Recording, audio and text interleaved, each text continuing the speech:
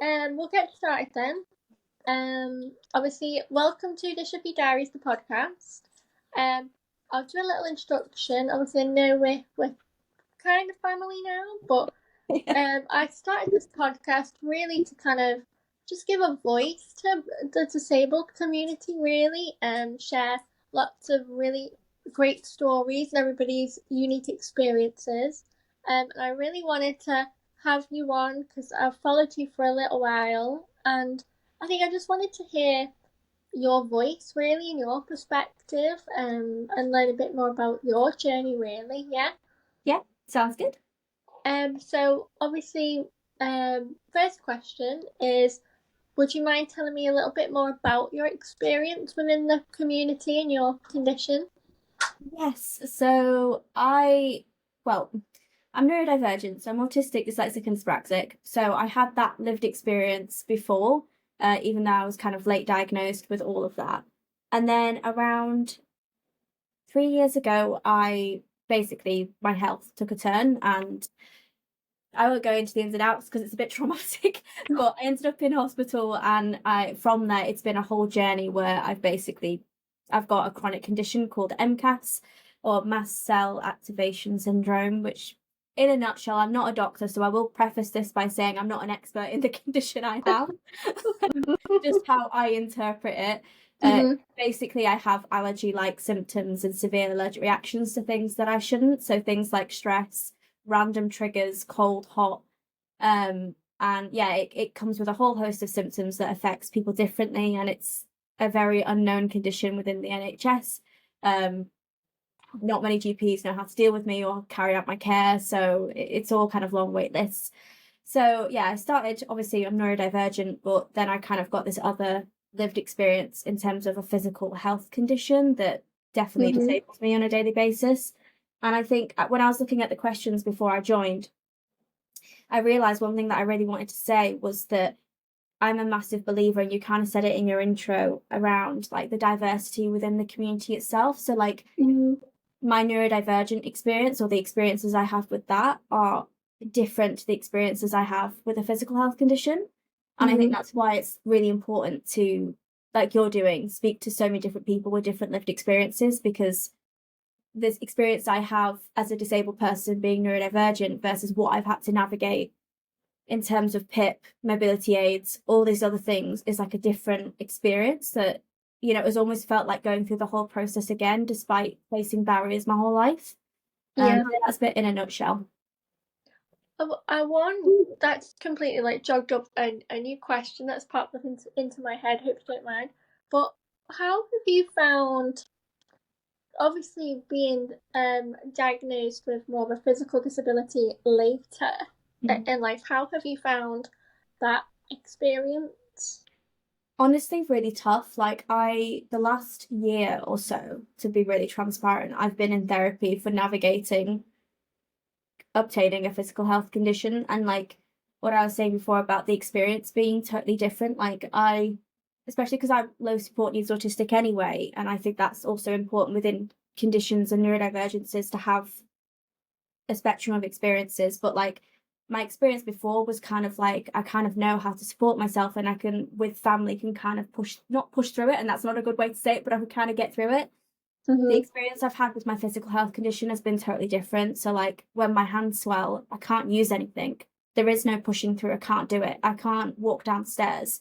Or, I've had to navigate PA hours and council hours, which is just a whole thing, isn't it? Yeah, oh god. Bane of my life. Yeah, and I said to my husband that, the experience has been so different, and it is so different, and it's almost like I've gone through the journey in a totally different way, and the absolute grieving and that I'm still going through, to be honest, looking at my peers and seeing them being able to do things that I know that I now couldn't do, and all the things that made me who I am before. Like I used to be a dancer, can't do that anymore. I used to do a lot of crafting with my hands. I have had to really adapt how I do creative expression. So I think even though I had the neurodivergent experience, obtaining the physical health condition and also it progressively getting worse, well, in my experience, the way it's got anyway, like it's not got under control yet, fingers crossed. has just meant that it's almost felt like I've gone through that grieving process all over again, and I'm still going through it. So it's been totally different.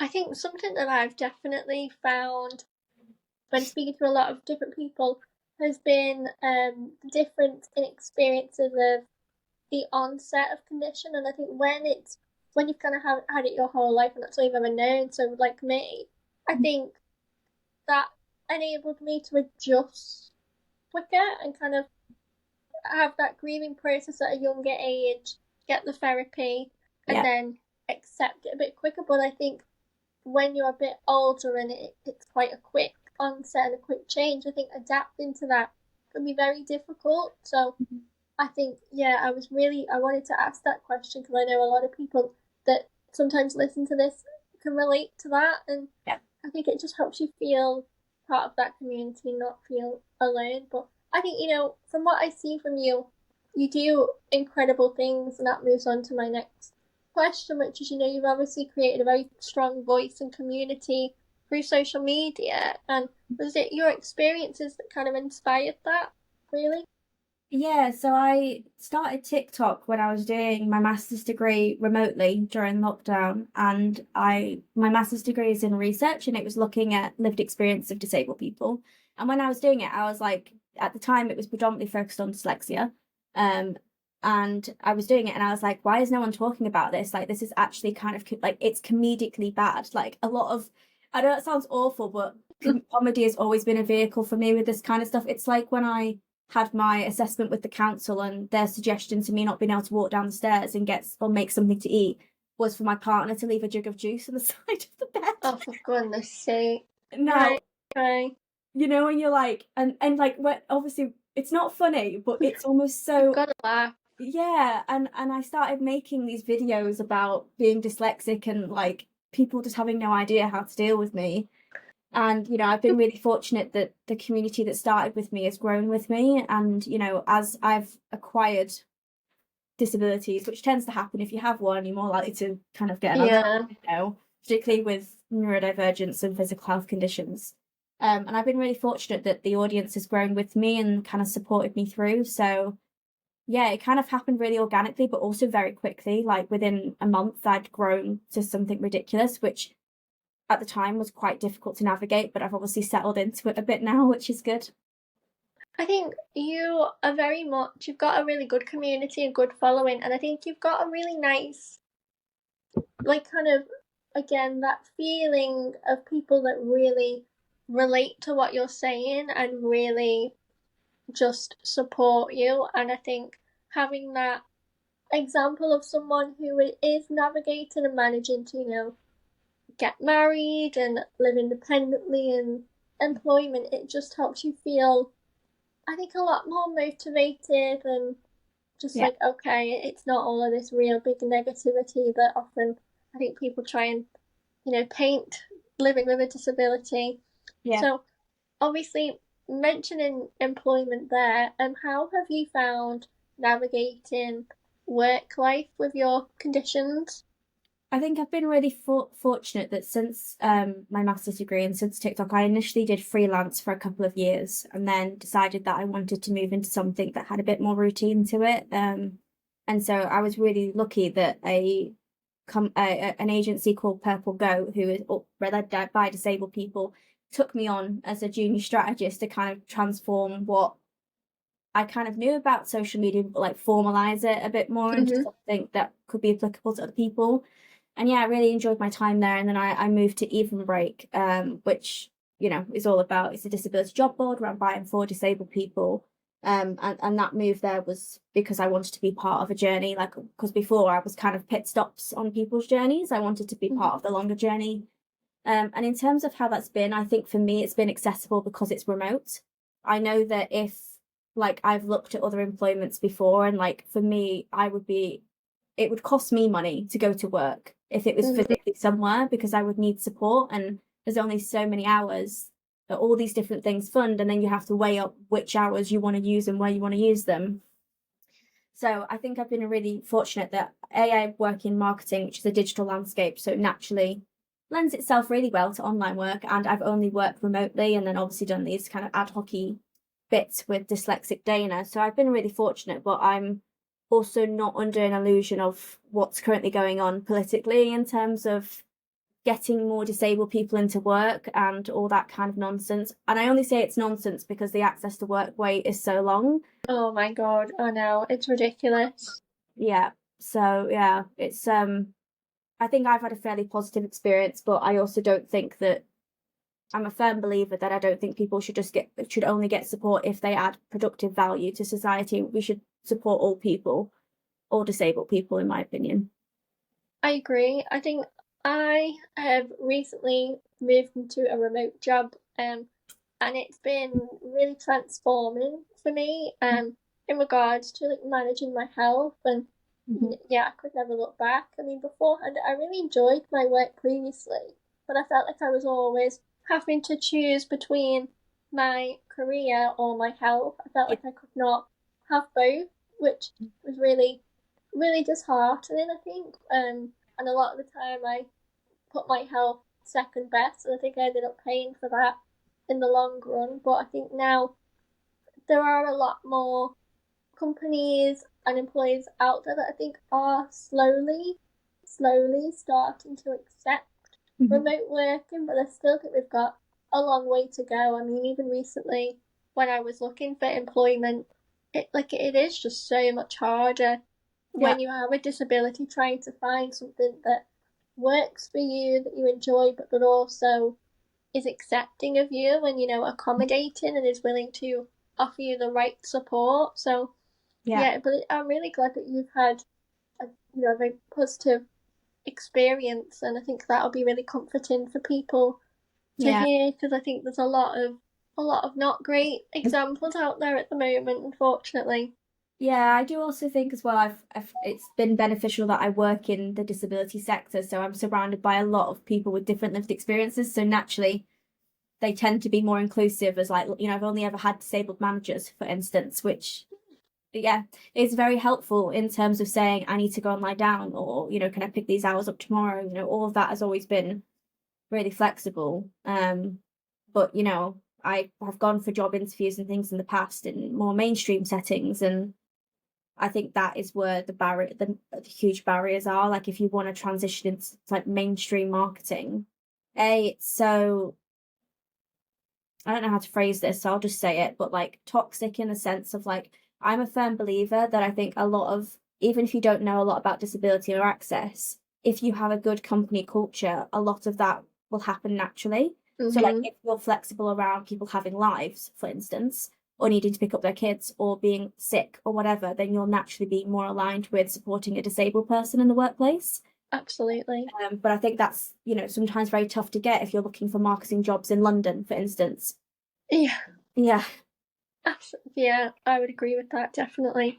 Yeah. I think for anybody that might be like listening to this and they have been inspired by your social media passion and work, like, are there any like tips or advice that you could give to someone that might want to start using their experiences to raise awareness or help others? Brain just went blank for a second. Give it a minute. That's okay, don't worry, it happens to me like 5 times a day. It's just like wave where your brain just goes, there's nothing here. When I had something prepared. If it's to do with social media, it would be to just go for it and not care what people think. And don't be afraid to speak about the diversity of the experience in a way that makes sense to you. Before I did TikTok, I hadn't seen anyone do it comedically like I had before. I'm sure people do it now and did it before, but I hadn't met them. So finding like your unique way of talking about disability, like, and how that feels for you, I think is really important. Like you do your podcasts and all that kind of stuff. Like, you found your way of like talking and connecting with people.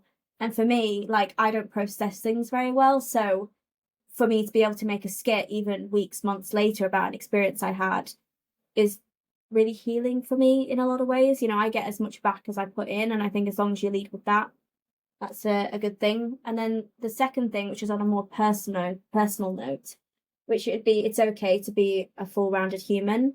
And what I mean by that is, like, I think if you work in disability and you are disabled and you want to start making content, it's still okay to have an identity away from just being disabled. It's something that I've struggled with a lot as someone that thinks about it a lot, reads about it a lot, talks to people a lot about it, you know, trying to find that balance between how much do I talk about the ins and outs of my condition and how I live with it, and the fact that I'm also a dog lover and have dogs and things like that. Like, it's okay to be a well-rounded human the way that non-disabled people are. It doesn't have to be, it is you because it's who you are, but you can also be more than that, particularly when you're making content. Like, I know that a lot of creators also feel the same in terms of disability content. Like, the algorithm just hates if we do anything that isn't talking about being disabled, which can be really frustrating, because sometimes you just want to, you know, like the lifestyle creators, you just want to do a day in the life, and you don't want to, you know, have to tagline it being like day in the life as a disabled person. You just want to be like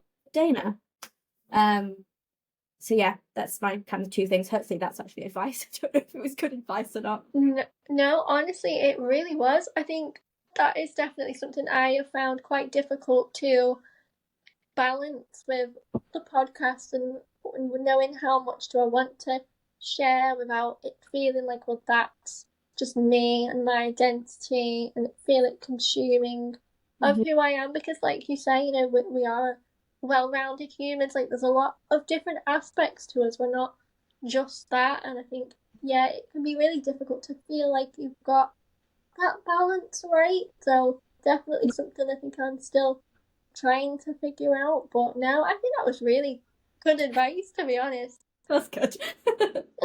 I think one of my I have to say, I have slightly forgotten my last three questions, but I think one of them was about stereotypes, wasn't it?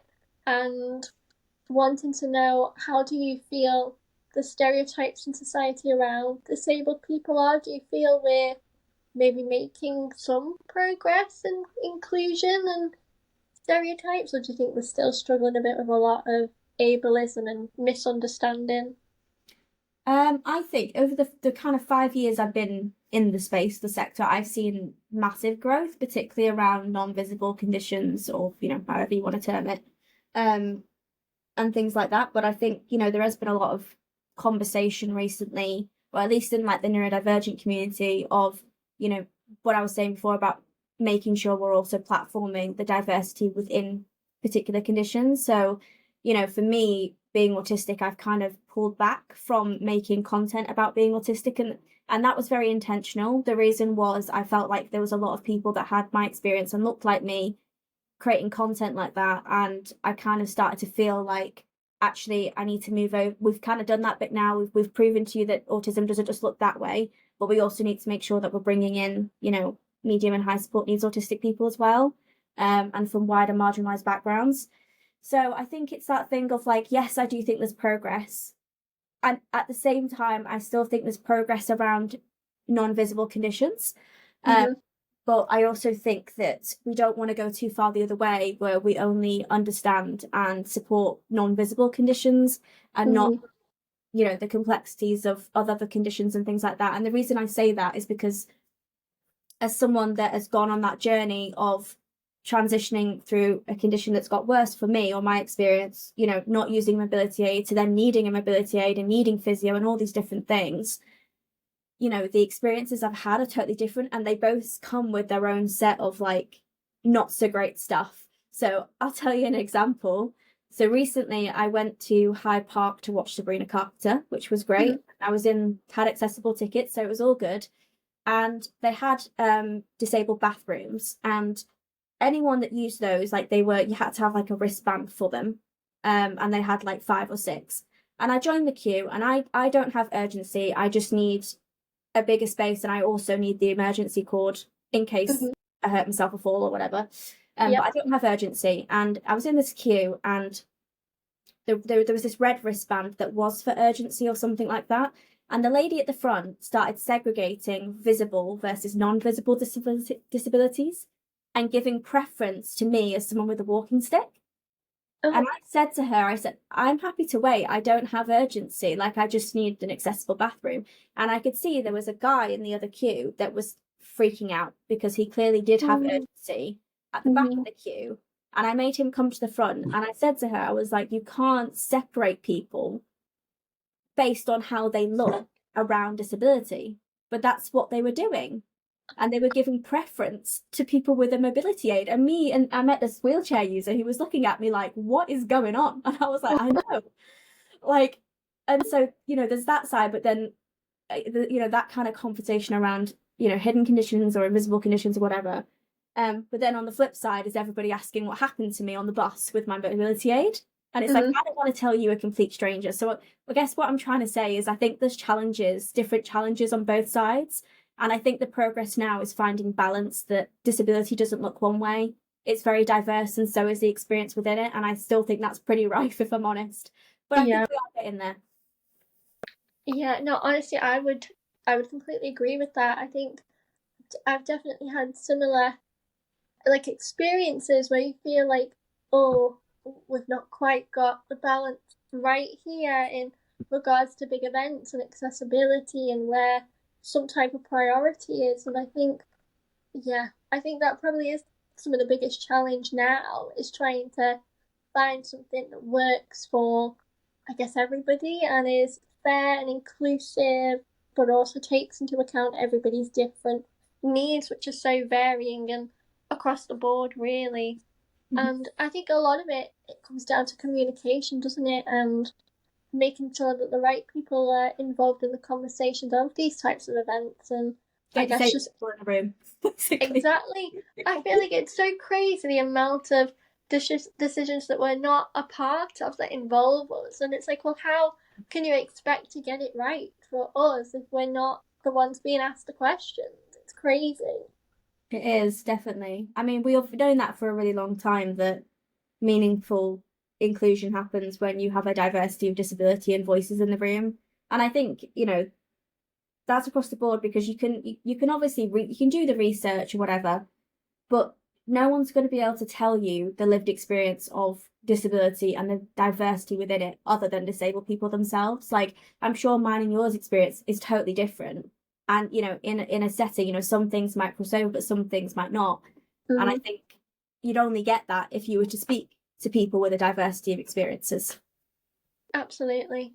And I think this is, you know, another great example of why your content and your voice is such a important one, because I feel like you just really get it. Hearing your answers and hearing your understanding, like, you just seem to really kind of, I don't know, just get it and, you know, have your finger on the pulse with it all. And I think a lot of that has been probably a combination of your own experiences, but also your work and, you know, working with a variety of different people within different companies with different disabilities. So, yeah. I think it's absolutely that. It's honestly, I learn from people every day, and I'm never afraid to carry on learning. Like literally 2 weeks ago, I was at Pride and I was taking video for work, and there was like a stage behind this person, and they said to me, "Oh, don't film from this angle because it'll be flashing in the background, and, like, you know, that could cause someone to have a seizure." And I would never have thought of that before. And I was like, that's such a good point. And now I've kind of clocked it and been like, okay, got to be really aware of what's happening in a video so that it doesn't cause someone to have a seizure. And, you know, it's like, I've been on this journey for 5 years and I'd like to think I'm obviously quite inclusive, but it's like, I'm still learning every day. That journey's never done. I agree. I think I've definitely learned a lot more, even just from this podcast and meeting lots of different people, even with different types of muscular dystrophy and what, you know, they need and stuff that I probably never would have thought of. So I think it is a learning curve every day.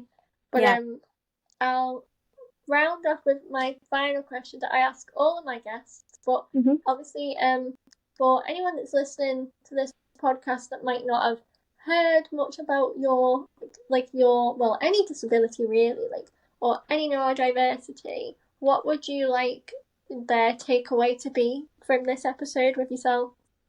Disabled people aren't scary. I love that. Like, you can talk to us, we're human, and you know, obviously don't be intrusive, but I honestly feel like if you lead with best intentions, you can't go very wrong. Like, I just think we need to dispel the idea that we're like some aliens. Kind of aliens scary to talk to. And, you know, I've had so many people be like, I wasn't expecting you to be so nice. And I was like, oh my God, what did I think I was going to be? Like, you know, despite my TikToks obviously pointing fun at the kind of ridiculous aspects, I'd like to think I'm actually fairly forgiving of people's, you know, missteps when it comes to disability, or like, you know, being human about it. I think you are. I mean, you come off it, like, that's the impression you give me. I think so, but you know, me and you work in the sector, and sometimes I'm reminded that not everyone has the exposure that we have in terms of, like, you know, I have more disabled friends than I have non-disabled friends, so it's sometimes forget, like, sometimes I'll say something really comedic about my own lived experience where I'll be like, oh, gotta take my drugs, and I don't mean, like, you know, anything illegal. I just mean my drugs, but they're also quite hardcore because they're pain med ones. So, you know, and I've had people look at me be like, and I'm like, it's okay, you can laugh. That's humor. That it's okay. You know, we can be funny. We are people too. Oh my gosh. Humanity all the way. Treat us like humans and it'll be fine. Yeah. Honestly, I think that's definitely my, like, coping mechanism of everything is humor, and I think sometimes I've forgotten where I've been. Sometimes I maybe made a joke about my own situation that was maybe a little bit dark, maybe a bit morbid, and then people look at me and I'm like, it's fine, you can laugh at that. I'm not going to be offended. Wow. But no, I really love that. I feel like I want that on a t-shirt, like, disabled people aren't scary. Yeah, we're not scary. No. Oh, well, honestly, it was so lovely getting to learn more about you and hear just your perspective. I feel like I've really kind of learned a bit from you, even just from this little podcast. So I really appreciate you teaching me a bit more about neurodiversity and your conditions and how it impacts you. So thank you very much for that.